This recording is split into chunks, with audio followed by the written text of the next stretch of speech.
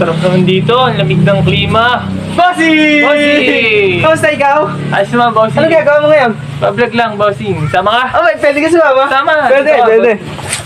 Ano kang gawa mo ngayon? Ano yan, pang my day pare? Hindi naman, bossing. Vlog lang. Daily vlog ba? Ay, siya, may papakita lang ako sa iyo kung hindi mo lang naalam. Wait lang. May papakita ako sa iyo. Ano yan, boss? Wait lang, matanong ko lang sa iyo. Alam mo ga ang environmental issue? Hindi nga, bossing. Ano ba yun?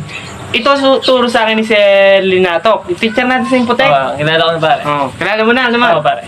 Ang environmental issue ay tumutukoy sa mga problema o hamon na nakakaapekto sa kalikasan, pare. Ayun yun, pare. Oo, para rin sa mga tao. Ito ay maaaring mga suliranin na dulot ng tao tulad ng polusyon at deforestation, pare. Deforestation, ulit po lang yan. Pare, may nakita ko dun parang puputol ng puno. Ay, bay, salay yun. Sali yun, pare. Ano? Tingnan.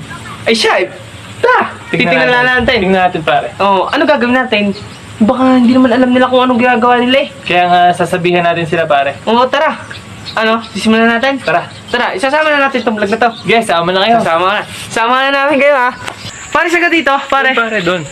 May nakita ko dong nagpuputol ng puno. Sala talaga yung ginagawang yun, pare. Pero mo, deforestation. Kakatapos lang natin yung topic yung environmental issue.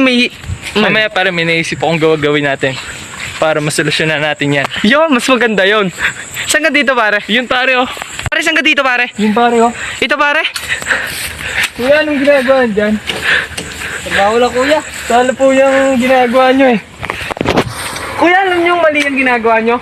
Alam niyo ba po ang tawag dyan? Kuya! Kuya, ano kang ginagawa nyo? Mali ho yung...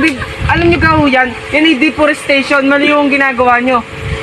Sa pamagitan ho niyan, lalo pong magkakaroon po ng climate change. Kuya, makinig ka! Titirahin na kita! Kuya, makinig ho kayo. At, halika, tuturo ko sa inyo kung paano magtanim. Tama na yan. Halika, kuya, tuturo kita ng mga pagtatanim. Hindi yung puro deforestation ang iyong nalalaman. Ito, manood ka. Ipapakita namin sa iyo ng aking kasama. Pasok na ikaw dyan.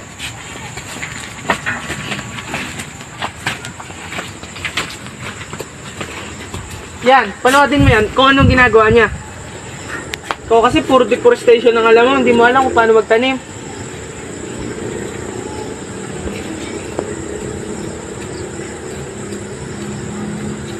Yan. Ngayon, tuturuan mo ba siya? Patanimin mo kaya? Ngayon, ikaw naman ang gumawa. Magtanim ka. Kunin mo uli yung pinunla niya at itanim mo. Kung paano ka marunong.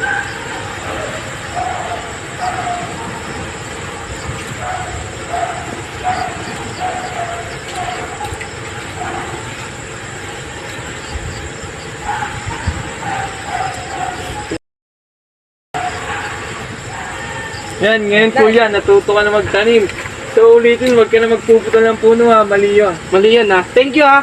Ngayon, ano mga natutunan mong aral ngayon? Madami. Harap Ano? ako sa vlog namin. Harap ka sa vlog namin. Kasi kami magbablogger kasi kami. Harap ka po sa vlog namin. Ano yung mga natutunan mo ngayong araw?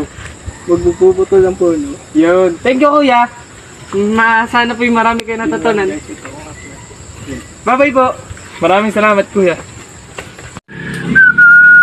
Pare, nauna ka pala umuwi sa akin eh. Oh, pare, umuwi na ako. Ano, okay na.